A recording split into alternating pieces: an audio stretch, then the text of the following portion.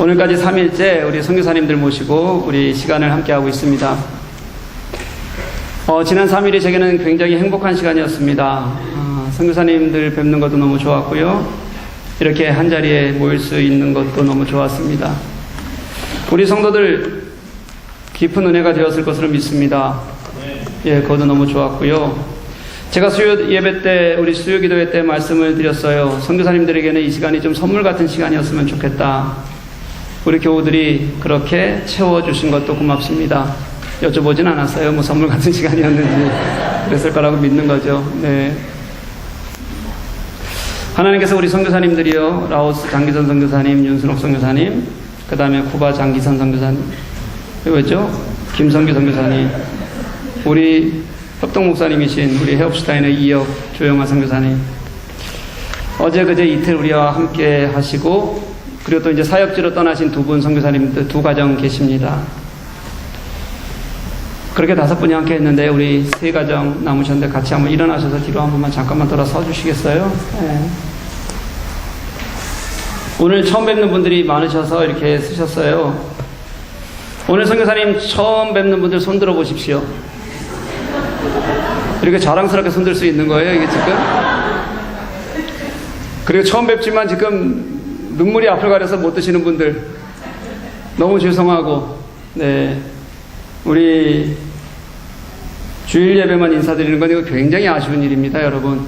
얼마나 좋았는데요. 우리 선교사님들께 위로와 격려, 감사와 축복의 박수 한번 크게 한번 드렸으면 좋겠습니다. 네, 앉으시면 되겠습니다.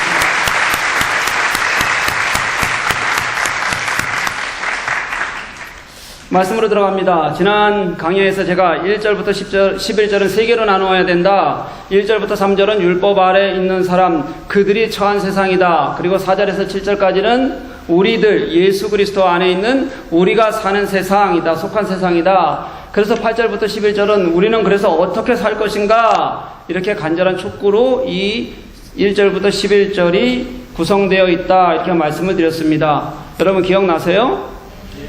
진짜나요? 네. 햇볕은 내려지고 쬐고, 그쵸? 말은 잘 안 들리고 정확히 기억하기는 힘들고, 그게 여러분 탓이겠습니까? 그쵸?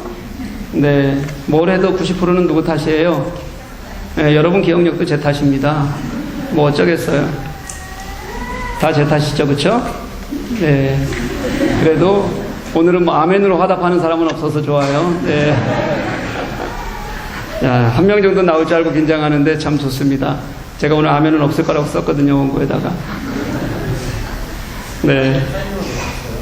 거기서 하시면 안 돼요. 지금 원고가 지금 바뀌어서. 그럼 오늘요, 우리가 율법 아래 있지 않다. 우리가 살아야 될, 우리가 속한, 진짜 우리가 속한 세상은 어떤 세상인가? 우리가 오늘 한번 말씀 속에서 보았으면 좋겠습니다. 오늘 본문은 때가 참에 이렇게 시작합니다. 이것도 지난 강의에서 시작했어요. 이거 때가 참에라는 단어 앞에 두 단어가 원래 원어에는 더 있다. 더 있어요. 어떤 단어가 있을까요? 네? 그러나 그때 이 단어가 더 있어서 그래서 앞에와 연결해서 읽어야 된다 그랬어요. 그렇죠? 3절 말씀은 이렇습니다. 이와 같이 우리도 어렸을 때에 이 세상의 초등학문 아래서 종노릇하였더니, 우리는 어렸을 때 초등학문에서 종노릇했어요. 그리고 4절입니다. 그러나, 빠진 것까지 하면요, 그러나 그때 때가 참에 뭐예요? 무슨 뜻이에요? 때를 강조한다 그랬어요. 그때가 중요한 때라 그랬어요. 그렇죠? 이 중요한 때가 어떤 때냐면 하나님께서 우리를 어떻게 해주신 때? 기다려주신 때, 참아주신 때, 그리고 이제는 하나님께서 당신이 직접 일하시는 때, 이때가 때가 참회의 의미다. 이렇게 말씀을 드렸습니다.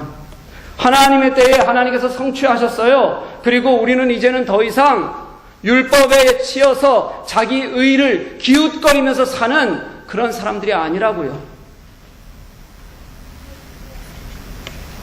그럼 우리가 사는 그 세상이요, 하나님께서 성취하신 우리에게 속한, 우리에게 약속하신 그 세상은 어떻게 이루어진 세상일까요? 4절 5절 말씀은 이렇게 얘기합니다. 4절, 하나님께서 그 아들을 보내사 이렇게 얘기하고요. 5절 상반절 말씀 이래요. 율법 아래에 있는 자들을 속량하시고 5절 하반절 말씀 이렇습니다. 우리로 아들의 명분을 얻게 하려 하심이라. 한번 잘 보세요 여러분. 4절에 누가 하셨어요? 하나님께서 하셨어요. 어떻게 하셨냐면 하나님께서 아들을 보내셨다. 이 아들을 보내셨어요. 그런데 그 목적이 뭐냐면 5절 말씀이요. 첫 번째, 우리를 구속하는 것, 우리를 율법 아래서 속량하시는 거였다는 거예요. 그런데 그게 다가 아니라 그 두 번째 일이 무엇이냐면 우리를 그냥 종살이에 처해 있던 우리를 건져내서 구원만 하신 게 아니라 우리를 입양해서 하나님의 뭐가 되게 하셨다? 아들이 되게 하셨다. 이게 4절과 5절이 우리들에게 말씀하는 거예요. 원래 율법 아래에 있다는 건 여러분 어떤 것인지 잘 알잖아요. 우리가 갈라디아서 갖고 지금 6개월째 하고 있잖아요. 성경 그대로만 말하자면 율법 아래에 있다는 것은 저주 아래에 있는 것이다. 죄 아래에 있는 것이다. 초등교사 아래에 있는 거다. 후견인 아래에 있는 거다. 청지기 아래에 있는 거다. 초등학문 아래에 있는 거다. 다 그렇게 설명해요. 이게 무슨 뜻인지 여러분 이제는 이해되죠? 무슨 뜻이에요? 우리가 다 그렇게 살아왔던 그것들이에요. 아픔, 고난, 억압, 절망. 우리가 다 그렇게 살아왔어요. 도저히 내가 어떻게 할 수 없는 나의 구원은 내가 도저히 할 수 없는 절망을 하나님께서 우리들에게 맛보게 하셨다고요.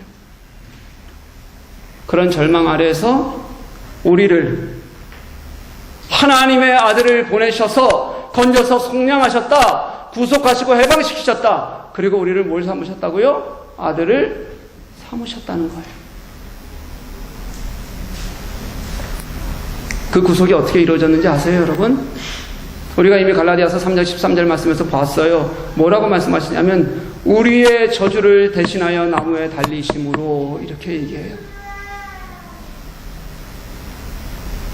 우리가 속량된 것은요, 그 구속의 은혜는요, 우리의 저주를 대신하시는 예수 그리스도의 생명의 대가로 된 거다. 그때 하나님께서는 참으셨다가 그 일을 이루셔서 우리들에게 구속을 허락하시고 우리를 아들 삼아주셨다. 율법 아래 사는 삶은요, 이 저주받은 삶 같은 거예요. 그런 삶이었어요. 왜 그러냐면 그 율법이 나쁜 게 아니라 그 율법 앞에 서면 우리가 더 이상 도저히 헤어나올 수 없는 우리의 죄성을 보게 되고 그게 율법 아래에서 우리 스스로를 느끼는 우리의 처지였다는 거예요. 그런 우리의 그 저주를 예수께서 직접 담당하시고 죽으심으로 말미암아 우리를 속량하셨어요. 그리고 우리를 하나님의 아들이 되게 하셨습니다. 그게 하나님의 성취고 그게 하나님의 은혜입니다. 사랑하는 교회 여러분, 그런데 그보다 더 귀한 게, 그보다 더 좋은 게 있냐고요, 진짜로. 저는 진짜 못 찾겠어요. 여러분, 우리가 그렇게 따지는 것과 돈이요, 그게 정말 그렇게 중요합니까? 그게 예수님보다 중요하면 안 돼요. 우리가 그렇게 따지는 우리 자존심, 우리가 언제까지 율법으로 의를 이루려고 그렇게 살아갈까요? 예수 그리스도의 십자가 앞에 놓고도 우리의 의로 살아가겠다고요. 우리의 저주를 받은 바 되사 십자가에 죽으셨고, 그래서 우리를 속량하셨고, 결국 우리가 하나님의 아들이 되게 하신 하나님의 은혜, 사랑하는 여러분, 은혜가 우리에게 가장 큰 은혜이고 우리가 사는 세상임을 고백하는 저와 여러분들 되시기를 간절히 소망합니다. 그래서 우리 다른 것은 없어도 괜찮다, 진짜 없어도 괜찮다, 그렇게 고백하는 그런 우리들이 좀 됐으면 좋겠어요.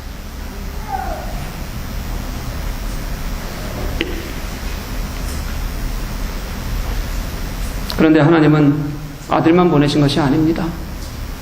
보내신 게 또 있어요. 6절 말씀 한번 같이 읽어봤으면 좋겠습니다. 같이 읽습니다. 시작. 너희가 아들임으로 하나님이 그 아들의 영을 우리 마음 가운데에 보내사 아빠 아버지라 부르게 하셨느니라. 아멘. 뭘 또 보내주셨다고요?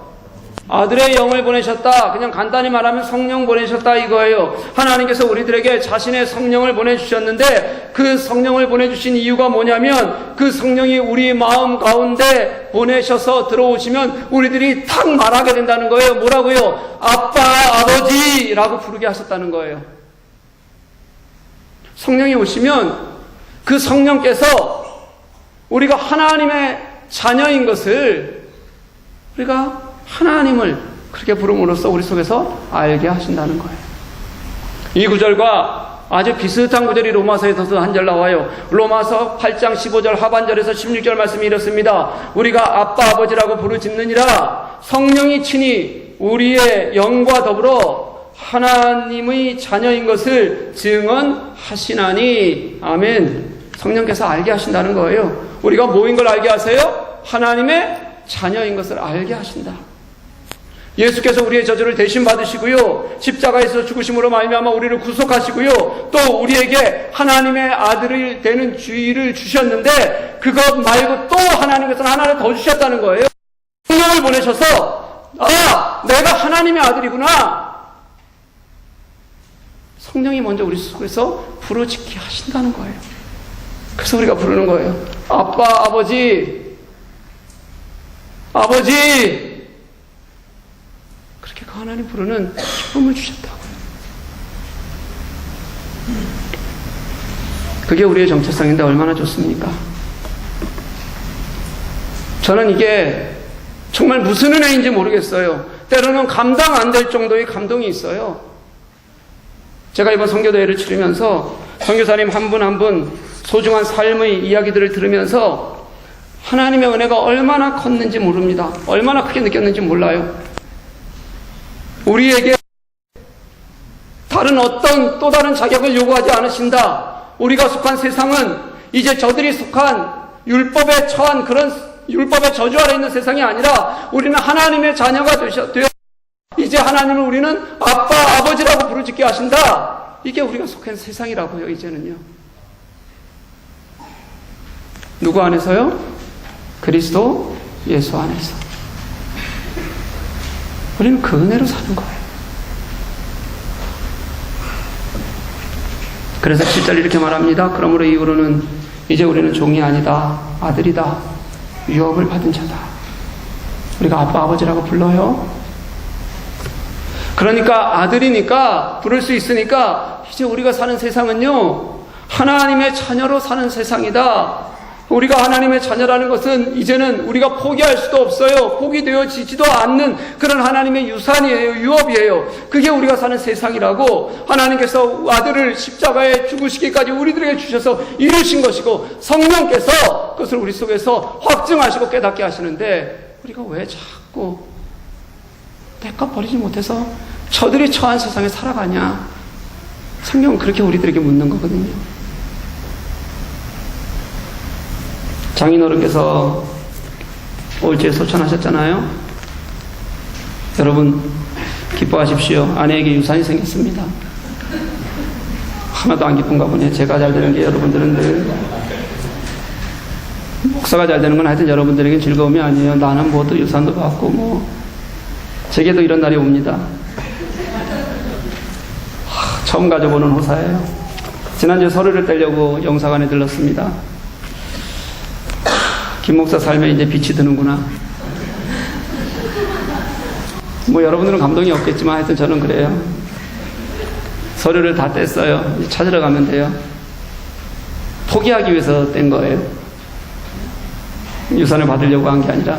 왜 포기할까요? 예? 비단이에요. 땅이고 집이에요. 근데 포기하는 거예요. 세상 것이니 포기하는 겁니다. 간단히 얘기하면. 해외에 있으면 가족들에게 한 게 아무것도 없잖아요. 늘 떨어져 살았잖아요. 늘 미안한 마음에 들어서 사는데 한마디로 자격 없는 겁니다. 그거 받을 자격.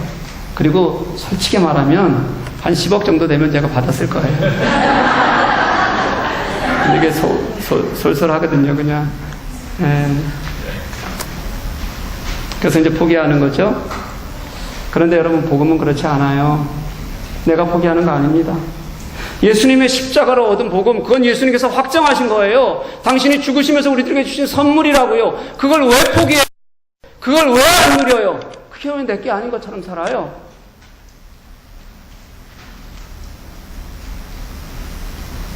포기할 수도 없는 일이고요, 게을리할 수도 없는 일이에요.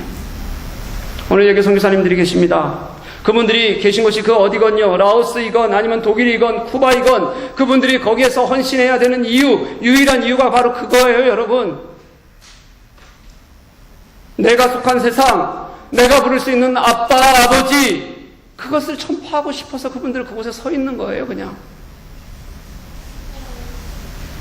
그걸 나 혼자 가지고 있을 수 없는 거죠. 그게 얼마나 큰 은혜인지 아는데 나 혼자 가지고 있어요. 그게 가장 소중한 줄 아니까, 제대로 알면 절대 혼자 가지고 있지를 못하니까 그걸 전하고 싶어서 갖고 새서 하나님 말씀 들고 쓰는 거예요, 여러분. 우리 잘 모르잖아요, 그걸요. 우리가 그걸 잘 모르는 이유 너무 간단해요. 너무 많이 가졌습니다. 그거 내려놓지 못해서 그런 거예요, 그냥. 여기 교회를 와도요, 교제를 위해서 오시는 분들도 있어요. 그저 예수 믿는 습관 때문에 오시는 분들도 있습니다. 주일에 한번 예배 드리면 그것으로 만족을 얻는 분들도 있어요. 그리고 일부는 또 기복신앙 때문에 오신 분들도 분명히 있을 겁니다, 여기에.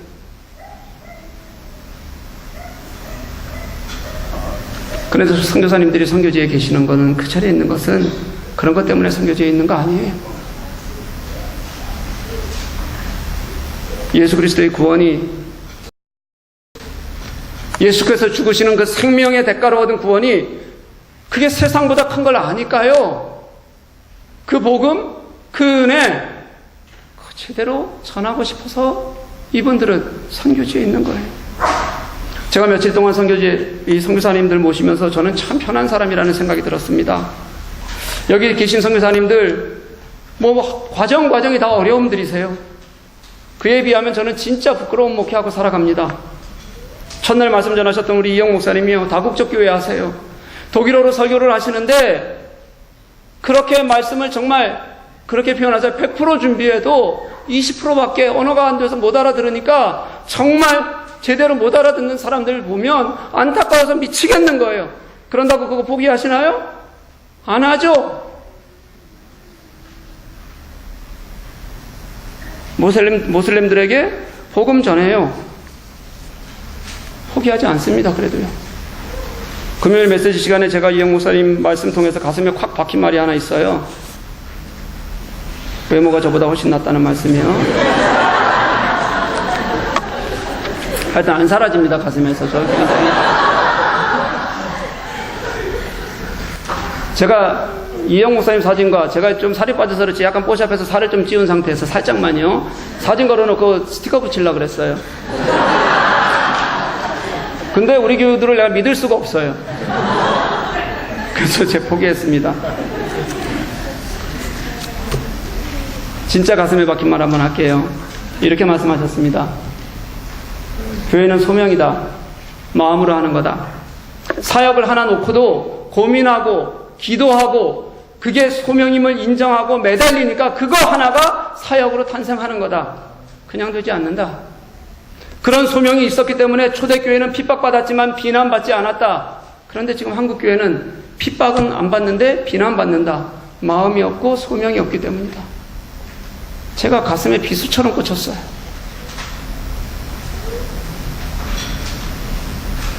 우리 장기선 선교사님, 건강 문제가 아주 크셨습니다. 몇 년 계속 고생하셨어요. 조금만 늦었으면 망막박리 현상으로 실명할 뻔했어요. 재작년에 수술하셨는데 지금도 눈이 뿌연 상태에서 사역 계속 하시는 겁니다. 윤순옥 선교사님, 작년에 여러 가지 건강 문제로 고생 많으셨어요. 올해 너무 힘들고 지치고 그래서 안식년하고 그러고 싶으셔서 그래서 나오셨어요. 따님 결혼시키고 그리고 여기 놀고 잠깐 있다가 다시 그냥 안식년 접고 다시 라오스로 들어가실 겁니다. 그곳이 가고 싶어서요. 어제 오전 말씀 속에서 이렇게 말씀하셨습니다. 로마서 1장 17절 말씀, 그런 은혜를 주신다고요. 내가 낭망하고 힘들어도 그래도 하나님이 하실 것을 믿으면서 부여잡고 가슴에 두었더니 하나님께서 결국 다시 회복시키시고 감사와 진실한 믿음으로 그렇게 나아가게 하시더라. 깊은 절망이 있을 때 하나님은 그런 나를 사랑하시고 붙으셔서 일하게 하시는 그런 하나님의 일하심을 경험한다고요. 우리 김성기 선교사님 가장 젊은데도 불구하고 웃고 다녀도 되게 부실해요. 쿠바 병원 단골이에요. 작년부터는 또 요로결석이 있어서 굉장히 아팠을 건데 통증이 너무 심하잖아요. 한국에 가갖고 이제 요로결석인 걸 알았어요. 선교대에 와서 아프면 안 되니까 2주 전에 수술하고 오셨어요. 여기에 선교대에 건강하게 좀 잘 치르시려고. 올해 안식년 허가받아서 왔습니다. 쿠바에서. 근데 나온 김에 이제 가족들과 잠시 여행하실 거예요. 그리고 다시 들어가신답니다. 그냥 좀이 쑤셔서 사역지로 가야 되겠대요. 어제적인 메시지에서 쿠바 사람들의 실제적인 신앙 이야기를 좀 들려주셨습니다. 교회가 성도도 우리보다 적어요. 교회 수도 적습니다. 그런데 진짜 예수 믿으면 불이익이 생겨요. 그래서 적은 걸 거예요. 나 때문에 자녀가 출세하지 못하는 일들, 어려움이 생겨요. 그런데도 그들은 예수 때문에 고난받는다는 삶을 즐거워하는 사람들이, 쿠바 사람들이, 그 땅에 그런 사람들이 예수 믿고 있다고요. 쿠바 그리스도인들이 그렇다는 거예요.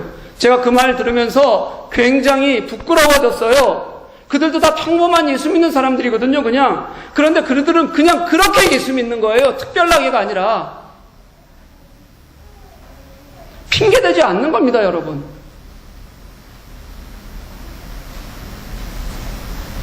그러고 보니까 우리 이영 목사님은 되게 건강하신 것 같은데 3년 전에 구한화사로 완전히 3년 되셨죠?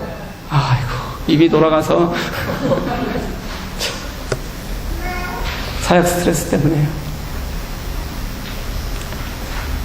왜 이분들은 우리는 일주일만 가 있어도 힘들다, 어렵다 그러는 곳을 우리는 한번 가려고 하면 큰 맘 먹고 그 맘조차도 먹을 생각도 하지 않고 먹기도 어려워하는데 그들은 그곳을 안식년도 접고 들어가서 그렇게 지키려고 하는 걸까요? 여러분,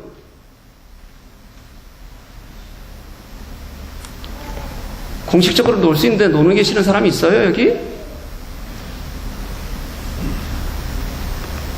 이분들도 사실 지치고 어렵고 힘들 때가 있습니다.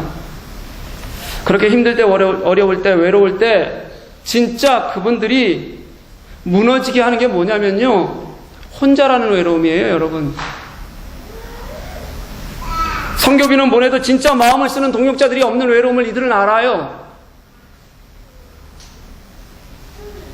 그깟 돈으로 살지 않습니다, 선교사들은요. 진짜 선교사들은요. 가짜 말고 진짜. 외로움을 천연처럼 그렇게 받아들이는 슬픈 분들입니다. 그런데도 선교사님들은 다시 선교지로 찾아 들어갑니다. 그곳에 가면 땀을 흘립니다. 왜냐면 원래 덥거든요. 자신의 가슴을 그곳에 둔다고요. 왜 그럴까요? 예수 그리스도께서 우리의 저주를 대신 받은 바 되사 우리가 져야 할 저주를 속량하셔서 십자가에 달려 죽으심으로 말미암아 이루신 구원, 그 구원을 전하는 소명, 그게 그들에게는, 그 은혜가 그들에게는요, 아무리 고통스럽고 힘들어도 때로는 포기하고 싶어질 때가 있어도요, 진짜 모든 진이 다 빠져서 내가 이러다 죽는 거 아닌가 싶어서 무너질 때가 있어도 그게 다시 일어서게 하는 유일한 이유라고요. 다른 이유 제가 선교사님들에게, 진짜 선교하시는 분들에게 들어본 적이 없어요.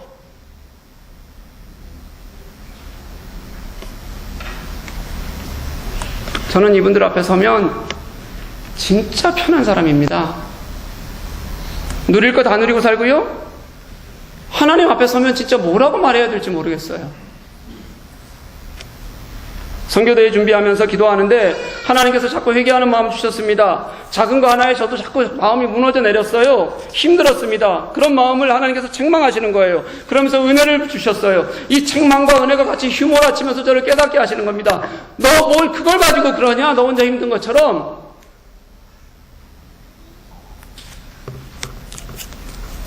그러면서 너 네가 한번 선교지 가볼래? 아니요, 하나님 스톱, 잠시만요. 제가 좀 돌아보고요. 사랑하는 교회 여러분, 우리 선교사님들과 함께 소망을 품을 수 있기를 간절히 소망합니다. 우리 그분들의 위로가 되십시다. 그분들의 힘이 되자고요. 그들이 품은 예수 그리스도가 내게도 생명을 살리는 은혜가 되게 했으면 좋겠어요. 나 혼자 예수 잘 믿고, 예수는 혼자 믿는 거지 뭐 사람 보고 하나? 왔다 갔다 하면서 그게 아니라요. 뭐 하나 해도 정말 예수께서 우리를 위해 죽으신 그 구속, 그래서 우리가 이제 하나님의 아들이 되었다. 그것이 우리가 품은 복음이 되고요. 그것 때문에 우리가 지금 이 자리에 있듯이 우리가 정말 그 은혜를 함께 나눌 수 있기를 간절히 소망합니다. 여러분 그렇게 고백하고 살았으면 좋겠어요. 그래서 하나님의 자녀가 되고 그것을 확정하시기 위해 성령을 주셨잖아요. 그리고 우리가 아빠, 아버지라고 부를 수 있게 해주셨잖아요. 그래서 여러분 부르다라는 말이 큰 소리로 부르짖다, 진심으로 갈망하다, 외치다 이런 뜻이에요. 마태복음 9장 27절을 보면 예수님께서 지나가세요. 두 맹인이 있었어요. 이 맹인이 들었겠죠. 예수님께서 잘 고치신다는 소식 들었겠죠. 그리고 또 예수님께서 지나가신다는 소리를 들었어요. 그러니까 이 사람들이 그 예수님 앞에 맹인이니까 가까이 갈 수가 없잖아요. 그 많은 인파를 해치고 방법이 없어요. 그들이 유일하게 했던 게 뭐냐면 큰 소리로 외치는 거예요. 다윗의 자손이여 우리를 불쌍히 여기소서. 눈 뜨겠다고요? 그렇게 간절하게 외치는 거예요. 바로 이렇게 외치는 이 부르짖음, 이게 바로 아빠, 아버지라고 우리가 부르는 이 단어의 부르짖음과 동일한 뜻이에요, 여러분. 외침이라는 거예요. 우리가 아빠, 아버지 부르는 게 간절함이라는 거예요. 하나님이 나의 진짜 아버지가 되신다. 존재적으로 선언한다는 뜻이에요, 여러분. 그냥 조용히 누가 들을까? 아버지, 내가 할 얘기만 살짝 하고 돌아가는 그런 아버지 아니에요, 여러분.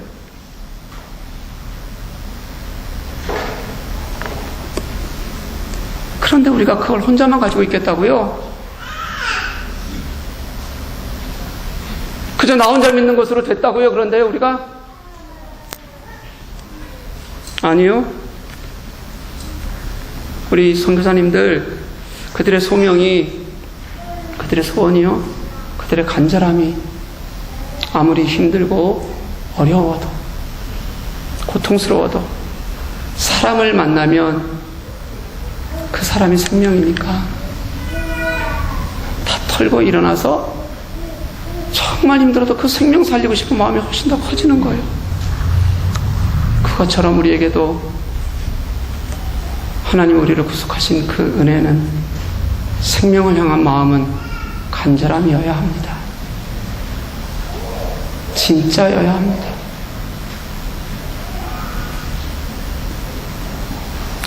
손에 좀 보면 어때요? 그게 생명보다 귀합니까? 내 주머니에 당장 돈 10유로 없으면 어때요? 그게 예수 그리스도께서 죽으신 생명 그 이유보다 더 큽니까? 아니어야 해요. 사랑하는 교회 여러분, 저는 이번 선교대회가 선교사님들을 만나고 말씀 듣는 시간이 우리가 사는 세상이 어떤 세상이어야 하는지를 분명히 깨닫는, 정말 제 속에 많이 회개하고 내 속에 있는 하나님의 책망을 듣는 시간이었습니다. 선교대회를 자꾸 행사한다고 하시는 교우들이 있어요. 이게 왜 행사입니까? 저 행사라는 표현 한 번도 해본 적이 없습니다. 이거 준비하면서. 여기 계신 선교사님들은 온 자기의 삶을 내어놓았어요. 자기의 온 삶을 내어놓고 그분들을 만나는 게 왜 행사예요, 여러분?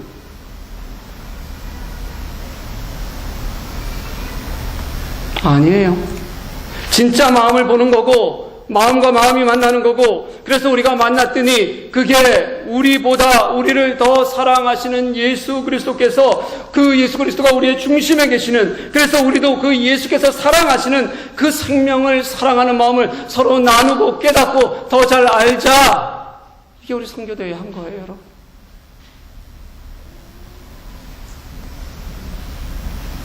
선교사님들은 선교대회 동안 제게 그것을 충분히 주셨습니다. 얼마나 은혜가 됐는지 모르겠어요. 이제 여러분과 같이 한번 했으면 좋겠습니다. 같이 함께 참석하시면서 은혜 받으신 분들이 있으실 거예요. 선교 결단하는 시간 되기를 간절히 소망합니다. 참석 못하신 분들이 있을 거예요. 오늘 우리 선교사님들 얼굴 뵙고 제가 오늘 여러분들 이 말씀 속에서 여러분들에게 간절히 권면하고 또 이렇게 여러분들에게 드리는 말씀 속에서 함께 결단할 수 있었으면 좋겠어요. 이제 우리가 진짜 간절함과 진실함으로 예수님의 은혜 앞에서, 십자가 앞에서 우리의 삶을 결단을 드리는 저와 여러분 될 수 있기를 간절히 소망합니다.